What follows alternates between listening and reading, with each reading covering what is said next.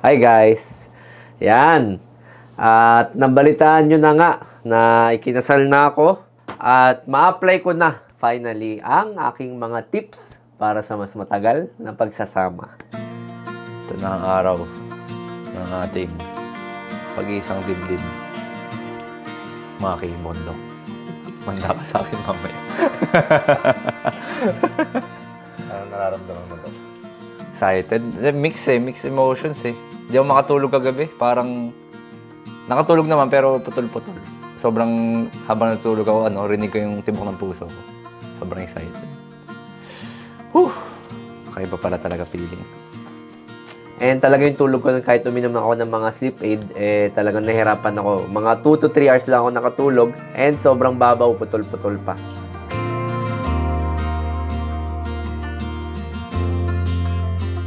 And syempre, one day before the wedding, hindi na kami nagkita ni Mrs. para naman may thrill pag nagkita kami sa wedding day.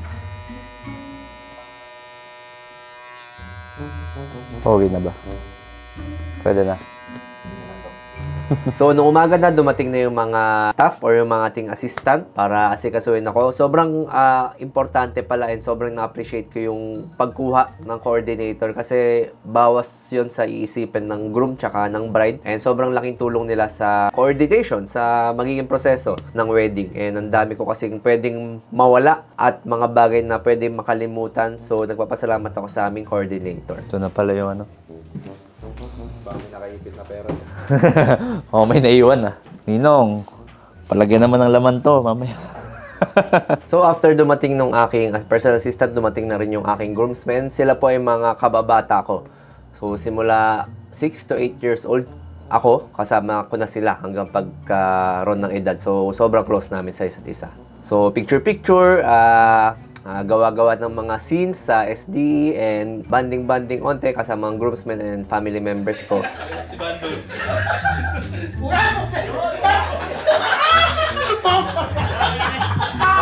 Makulit talaga. Kulit talaga guys. Baka lumbas yung drama. Kunin niyo yun. And ayun na, nag-prepare na kami papunta doon sa church. And sobra-sobra na talaga yung kaba ko dito. Okay, sige, go.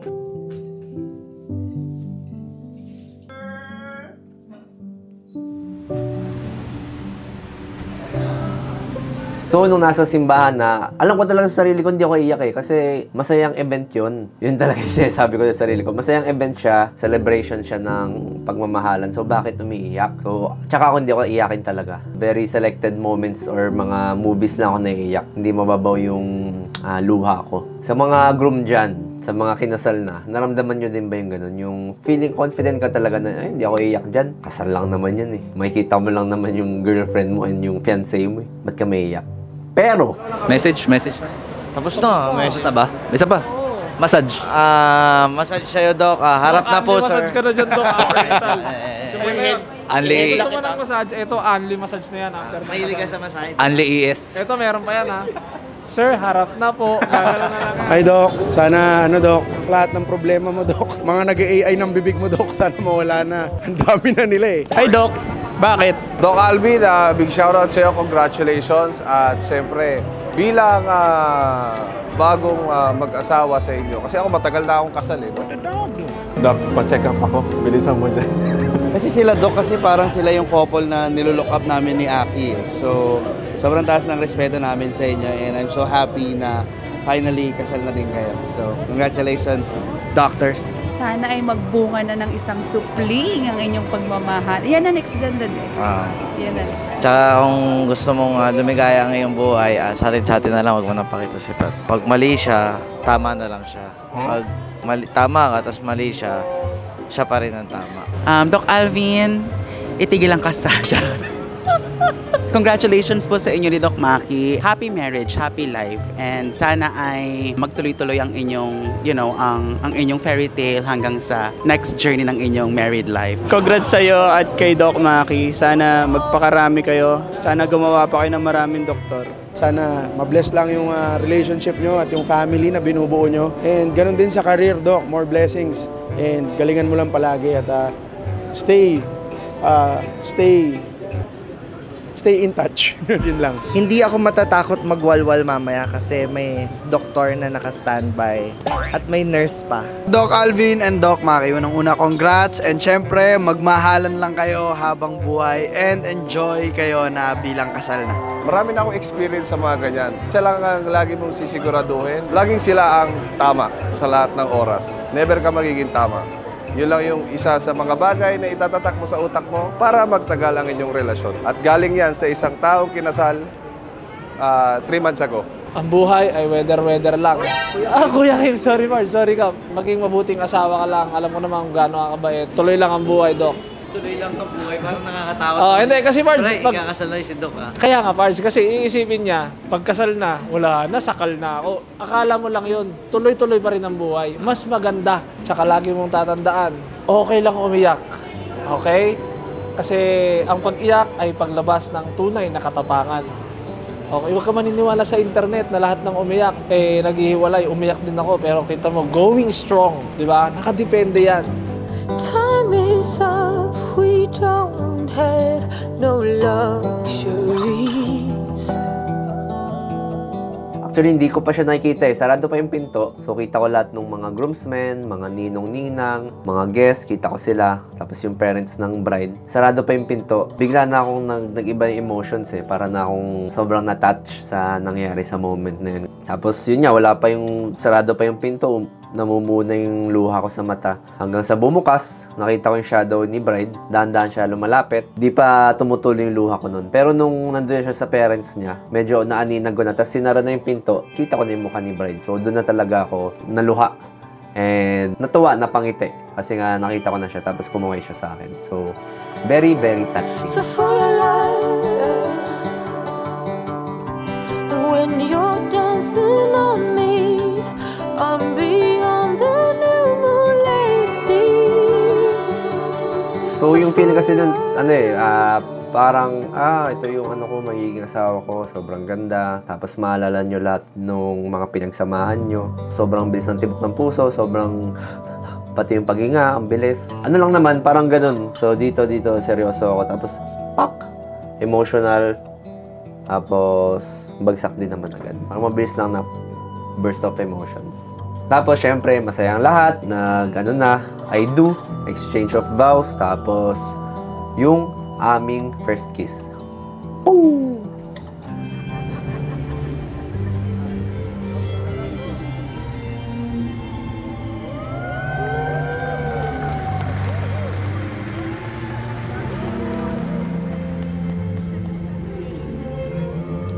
Kinasal nga pala ako doon sa Newport, sa May Pasay, sa St. Therese Church, tapos yung reception ay sa Marriott. So, sobrang laking bagay nito guys, sa mga ikakasal. Yung distance nung simbahan tsaka nung reception, as much as possible yung magkalapit. Solid.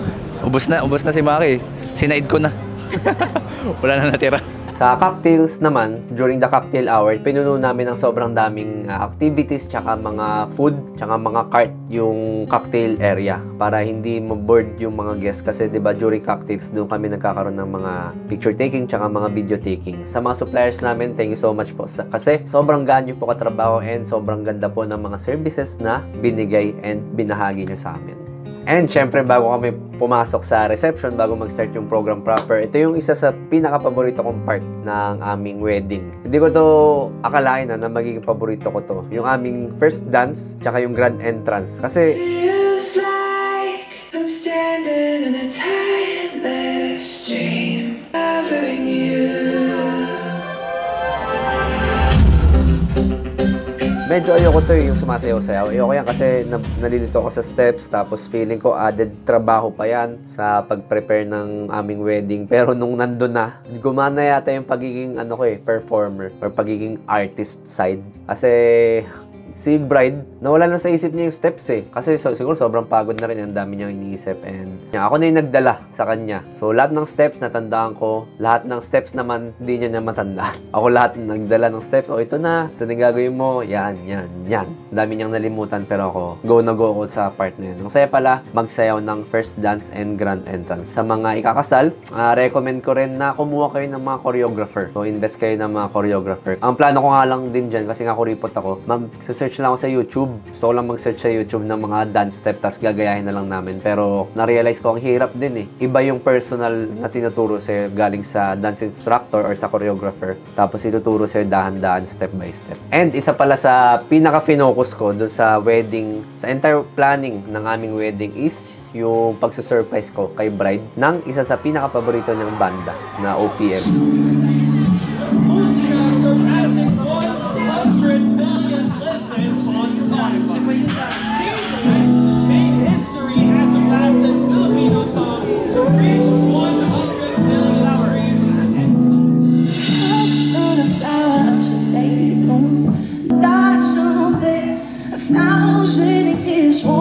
Sobrang favorite ni Maki yan kasi nung napakinggan namin yung musika tsaka singing, sabi namin, magandang ano to, wedding song. Eh di nare-request niya na sana may invite namin sa wedding na banda. Hindi niya alam, binuko na yun before pa niya i-request. Sabi ko, hindi, fully booked na sila. Hindi ko na makontak, hindi nag-reply sa akin. Actually, hindi lang si Bride yung tuwan-tuwa, pati ako. Tuwan-tuwa ako kay Dionela. Tugtugan talaga, sobrang saya. Pinakanta pa ako. And buti lang hindi nag-uwian yung mga audience nung oras na yan.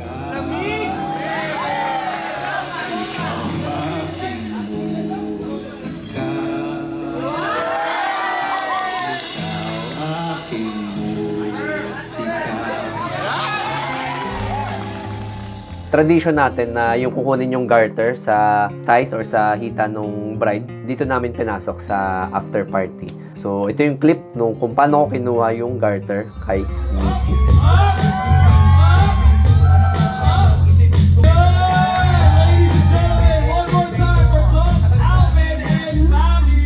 And after nung party, meron pa kaming after party na kung saan lumipat kami ng smaller venue. And dun sa after party na yun, pinaka-program namin dun is para siya naging comedy bar. So nag-invite kami ng mga comedian para i-entertain yung mga guests, and meron pa ring onting drinks and onting mga pika-pikang mga pagkain. So again, big shoutout sa mga sumuporta sa aming wedding, sa mga nagpunta, and sa aming mga ninong-ninang Team Payaman, sa aming mga coordinators, Kim Torres Events, sa aming list of suppliers, ito sila, kay Nurse Eben, yan, sa kanyang merch, bili kayo ng merch nila. And yun, sa mga nanonood sa akin, thank you so much po, and sana nag-enjoy kayo sa kwentuhan na to.